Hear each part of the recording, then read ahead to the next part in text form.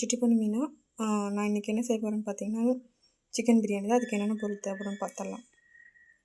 இப்போ அங்கே சோம்பு, பட்டம், அப்புறம் லவங்கம், அப்புறம் ஏலக்காய் இருக்குது, அப்புறம் கசகசாவும் இருக்குது. இந்த சைடில் பார்த்தீங்கன்னா தக்காளி, வெங்காயம், பச்சை மிளகா, பூண்டு, இஞ்சி.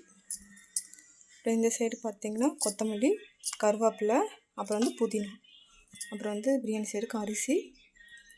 அப்படியே இந்த சைடில் வந்து பார்த்திங்கன்னா சிக்கன். ஓகே, பிரியாணி வந்து செய்ய ரெடி ஆகலாம்.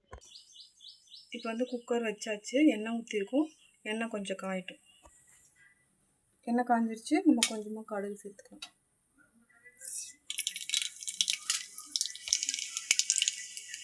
கடுகு வெடிக்குது. அடுப்பு கொஞ்சம் கம்மி பண்ணி வச்சுக்கோங்க. கடுகு நல்லா வெடிச்சிருச்சு. நம்ம இது கூட வந்து பட்டை, சோம்பு, கிராம்பு, சோம்பெல்லாம் சேர்த்துக்கலாம்.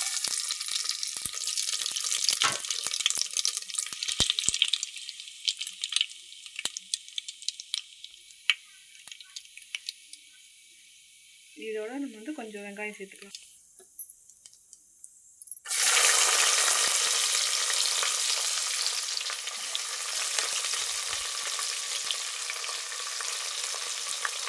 வெங்காயம் போட்டுக்கலாம்.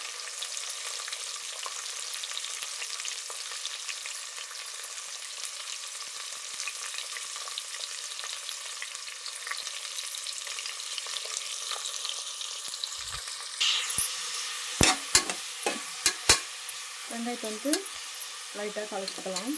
கொஞ்ச நேரம் இது வேகட்டும். அதுக்குள்ளே நம்ம வந்து இஞ்சி பூண்டு பேஸ்ட் வந்து ரெடி பண்ணிக்கலாம். இப்போ ஒரு ஜார் எடுத்துகிட்டேன். அதில் வந்து பச்சை மிளகாய், இஞ்சி பூண்டெல்லாம் போட்டுக்கலாம் அரைக்கிறதுக்கு. நான் வந்து பச்சை மிளகா வந்து சின்ன பச்சை மிளகா வந்து ஒரு 5 போட்டிருக்கேன். உங்களுக்கு எவ்வளோ தேவைப்படுதோ அவ்வளோ போட்டுக்கோங்க. வெங்காயம் கொஞ்சம் பொன்னிறமாக வரட்டும். நான் இஞ்சி பூண்டு பேஸ்ட் அரைச்சிட்டு வந்துட்டேன். இங்கே பாருங்கள், இஞ்சி பூண்டு பேஸ்ட்டு அரைச்சிட்டேன். வெங்காயம் இன்னும் கொஞ்சம் லைட்டாக பொன்னிறமாக மாறிச்சுன்னா நம்ம வந்து இஞ்சி பூண்டு பேஸ்ட்டு போட்டுக்கலாம். இப்போ வந்து ஓரளவுக்கு வந்து பொன்னிறமாக மாறிடுச்சு. நம்ம இது கூட வந்து கொஞ்சமாக கருவேப்பிலை சேர்த்துக்கலாம்.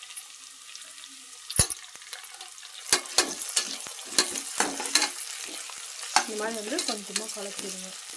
முன்கூட்டியே எல்லோரும் சேர்த்துப்பாங்க. நான் வந்து இப்போ வந்து வெங்காயம் கொஞ்சம் நல்லா வதங்கினதுக்கப்புறம் நான் இப்போ சேர்த்துக்கிறேன். சில பேர் வந்துட்டு வெங்காயம் போடுறதுக்கு முன்னாடி சேர்த்துக்கோங்க. அவங்களுக்கு எப்போ போட்டு சேர்த்துக்கிறீங்களோ சேர்த்துக்கோங்க. ஏன்னா நான் வந்து எப்பயும் வெங்காயம் நல்லா வதங்கினதுக்கப்புறம் தான் நான் வந்து இந்த மாதிரி கருவேப்பிலை போடுவேன். அப்போ வந்து அந்த வாசனை வந்து வெங்காயம் நல்லா இழுத்துக்கும். அது வந்து பிரியாணி இன்னும் கொஞ்சம் டேஸ்ட்டாக வரும். சரிங்களா? இன்னும் ஒரு 10 நிமிஷம் கழித்து நம்ம இஞ்சி பூண்டு பேஸ்ட் போட்டுக்கலாம். வெங்காயம் போகிற அளவுக்கு பொன்னிறமாக வந்துச்சு. நம்ம இப்போ வந்து இஞ்சி பூண்டு பேஸ்ட்டு சேர்த்துக்கலாம்.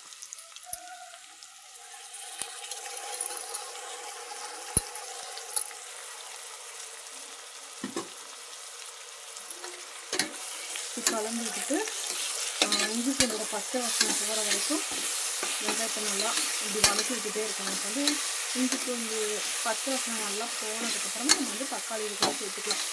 அது வரைக்கும் கொஞ்சமாக இது வந்து கலரி விட்டுட்டே இருங்க.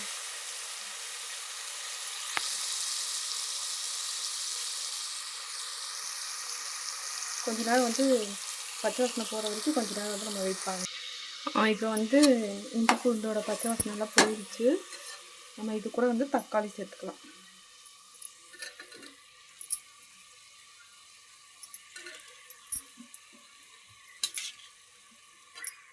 தக்காளி போட்டுட்ருக்கேன். தக்காளி கூட கொஞ்சமாக நம்ம வந்து மஞ்சள் சேர்த்துக்கலாம். இருங்க, எடுத்துகிட்டு வரேன்.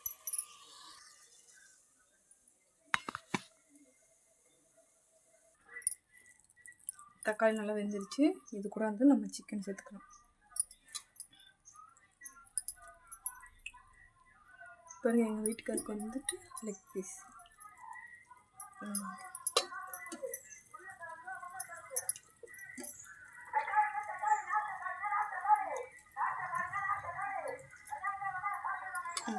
பாதி கறி வந்து பிரியாணிக்கு, பாதி கறி இருக்குது, சிக்கன் இருக்குது. அதை வந்துட்டு 65 எதாவது போடலாம். அப்படிங்க பாருங்கள். வந்து இப்படி நல்லா கழிச்சிடும். ஒரு 5 நிமிஷம் அந்த சூட்லேயே வந்துட்டு சிக்கன் இருக்கட்டும். அந்த பாருங்கள், லெக் பீஸ் பார்க்க எவ்வளோ சூப்பராக இருக்குது.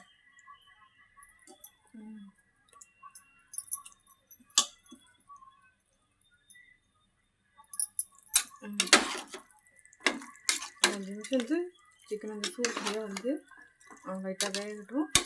அது ஒரு 5 நிமிஷம் கழிச்சு நம்ம வந்துட்டு பிரியாணிக்கு தேவையான எல்லா பொருளும் சேர்த்து வந்து பிரியாணி முடிச்சிடலாம் செஞ்சு. இப்போ அங்கே பார்க்கவே இவ்வளோ கலர்ஃபுல்லாக சூப்பராக இருக்கும்.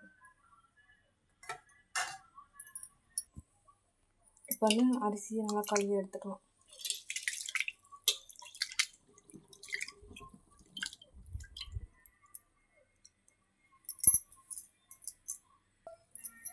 வந்து அரிசி சேர்த்துக்கலாம்.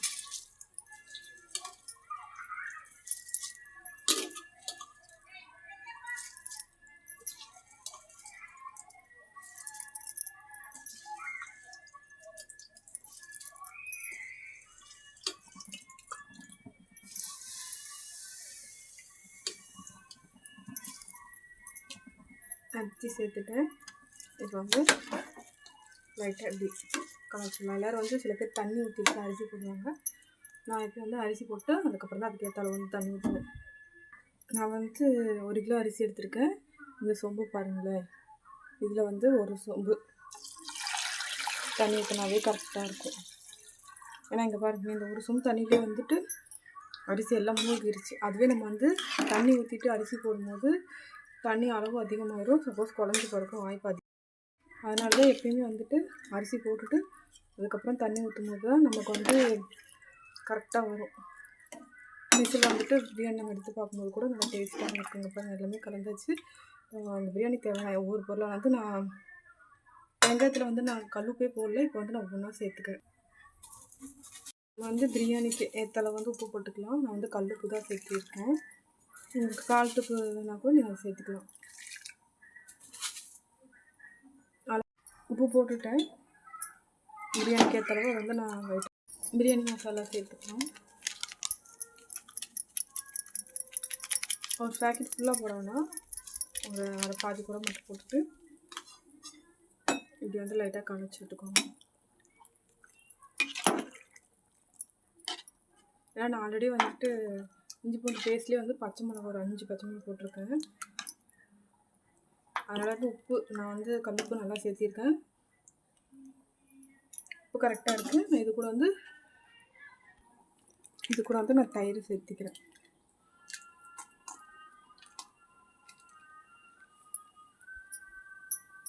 தயிர் சேர்த்துட்டு அப்படியே வந்து லைட்டாக அடியிலேருந்து லைட்டாக வந்து இப்படி கலச்சி விட்டுக்கோங்க. இது கூட ஃபைனலாக பிரியாணி டேஸ்ட்டுக்காக நான் வந்து புதினா சேர்த்துக்கிறேன். ஒரு நிமிஷம் இருங்க, நான் வந்து புதினா சேர்த்துக்கிறேன் வாசனைக்காக. அப்புறம் இது கூட வந்து நான் கொத்தமல்லி வந்து வாசனைக்காக சேர்த்துக்கிறேன்.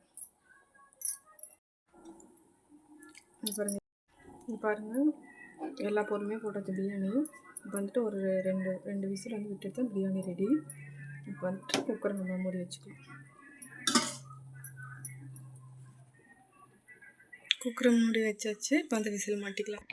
விசில் போட்டாச்சு. நம்ம 2-3 விசில் வரட்டும். விசில் வந்துருச்சு. நம்ம வந்து விசில் எடுத்துக்கலாம். வந்து குக்கர் ஓப்பன் பண்ணிக்கலாம். இந்த பாருங்களே, சாப்பாடு இவ்வளோ சூப்பராக வந்திருக்குங்க.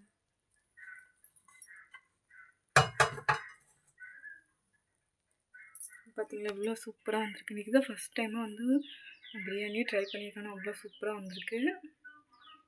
இருங்க அப்படியே கலாச்சிட்டு இருக்கோம்.